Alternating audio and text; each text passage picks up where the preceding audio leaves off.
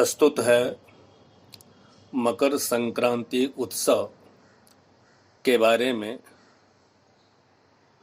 परम पूज्य पांडुरंग शास्त्री आठवले दादाजी के विचार पंडित श्री राजेश मणि तिवारी की वाणी में।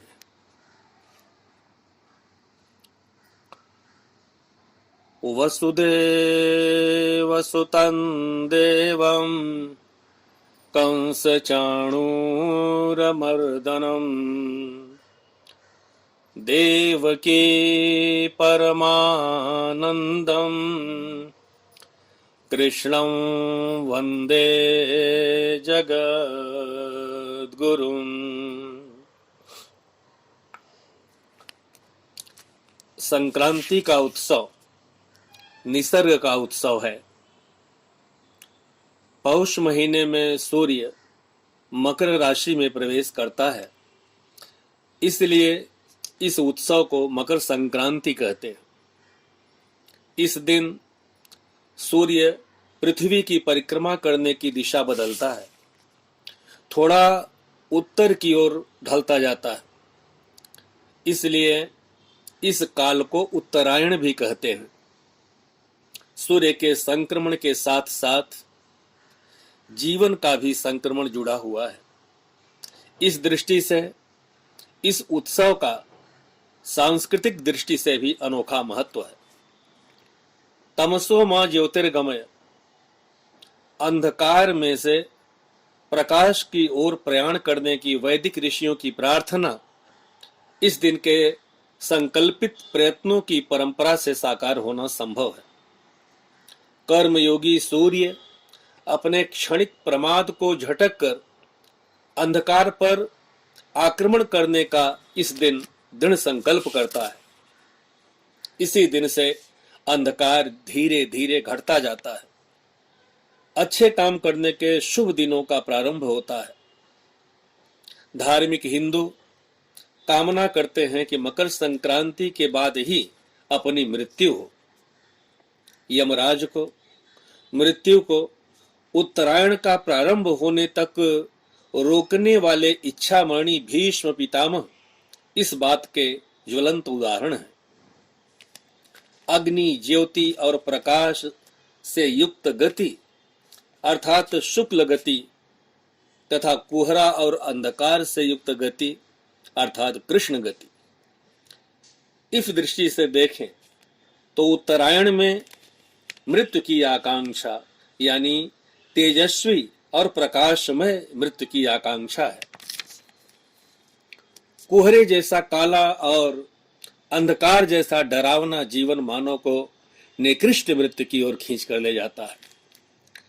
मकर संक्रांति यानी प्रकाश की अंधकार पर विजय। मानव का जीवन भी प्रकाश और अंधकार से घिरा हुआ है। उसके जीवन का वस्त्र काले और सफेद तंतुओं से बुना हुआ है। मकर संक्रांति के दिन मानव को भी संक्रमण करने का शुभ संकल्प करना है।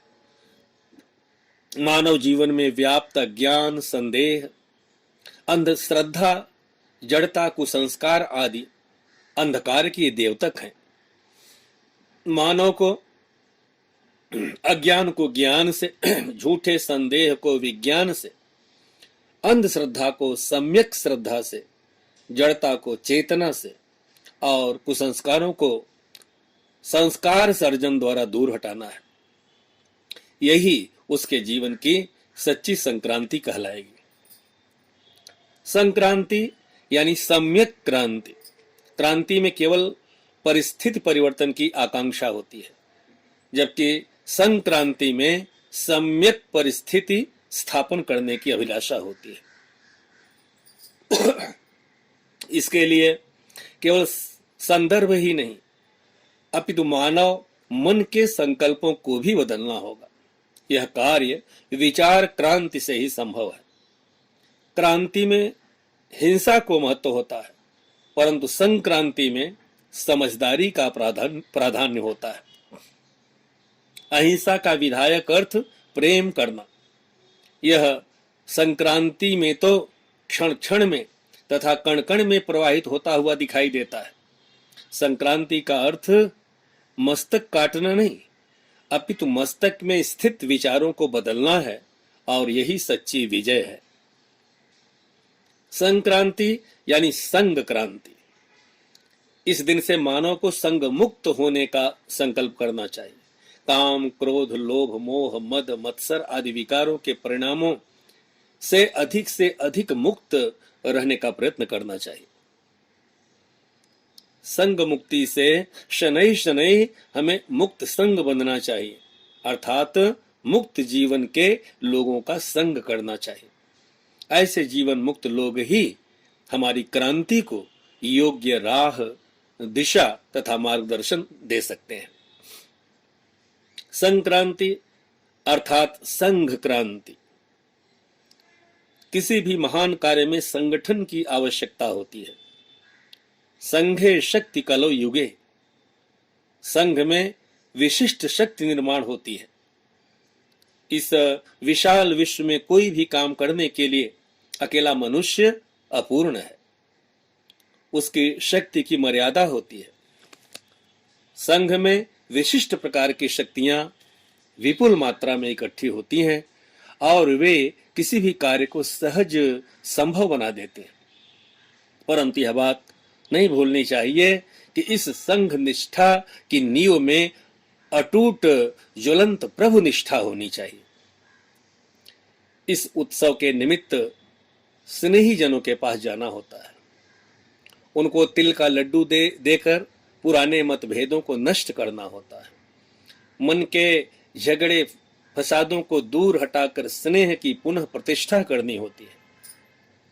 महाराष्ट्र में तो यह उत्सव अति प्रचलित है। लोग एक दूसरे को तिल गुड़ देते हैं और देते समय कहते हैं, तिल गुड़ घ्या आणि गोड गोड बोला, अर्थात तिल गुड़ लो और मीठा बोलो। हमारे यहाँ आज भी ब्राह्मण के घर जाकर लड्डू देने की प्रथा है। इसके पीछे एक अनोखा भाव निहित है। हमारे और ब्राह्मण के संबंध स्नेहहीन न बने, ये संबंध टूट न जाए, इसलिए ब्राह्मण के यहाँ जाकर तिल के लड्डू द्वारा अपने मन की स्निग्धता और हमारे हृदय की मिठास देना, पुराना स्नेह फिर से पुनर्जीवित करना और हमारे कल्याण के लिए हमारे जीवन में उसका स्थान बनाए रखना, यह वह भाव है। तिल के लड्डू में सुवर्ण रखकर देने की प्रथा थी, जो गुप्त दान की महिमा समझाती है। सांस्कृतिक कार्य करने वाले तेजस्वी ब्राह्मण का जीवन यापन समाज को गुप्त रीत से चलाना चाहिए। यह महत्वपूर्ण बात इस प्रथा में निहित है। तिल के लड्डू में जो घी होता है वह पुष्टिदायक है। सांस्कृतिक कार्य का क्रांतिवीर पुष्ट मन बुद्धि का होना चाहिए। प्रभु कार्य का व्रत असिधारा व्रत के समान कठिन व्रत है। उसमें दुर्बल, शिथिल मन तथा अस्थिर बुद्धि के लोगों का काम नहीं है। आज हम तिल के लड्डू के पीछे निहित इस भाव को भूलकर केवल छिलके की पूजा करते हैं।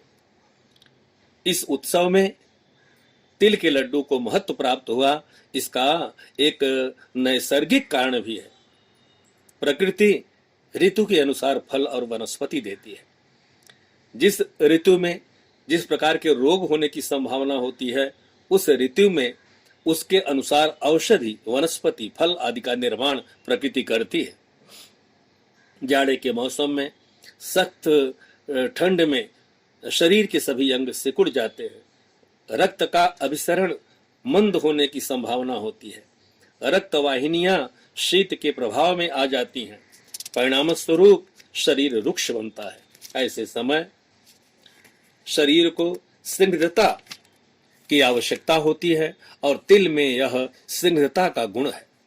आयुर्वेद की दृष्टि से तिल इस ऋतु में आदर्श पौष्टिक खुराक की आवश्यकता को पूर्ण करता है। खेत में से ताजे तिल की फसल घर आई हो, तब वृक्ष बने इस शरीर के लिए इससे अधिक योग्य औषधि दूसरी कौन सी हो सकती है। इस दिन पतंग उड़ाने की प्रथा का भी प्रारंभ हुआ। जिसके पीछे विशिष्ट अर्थ निहित है। सामान्यतः पतंग उड़ाने के लिए खुले मैदान में या किसी घर की छत पर जाना पड़ता है और शीत के दिनों में इस प्रकार सहज रूप से सूर्य स्नान होता है।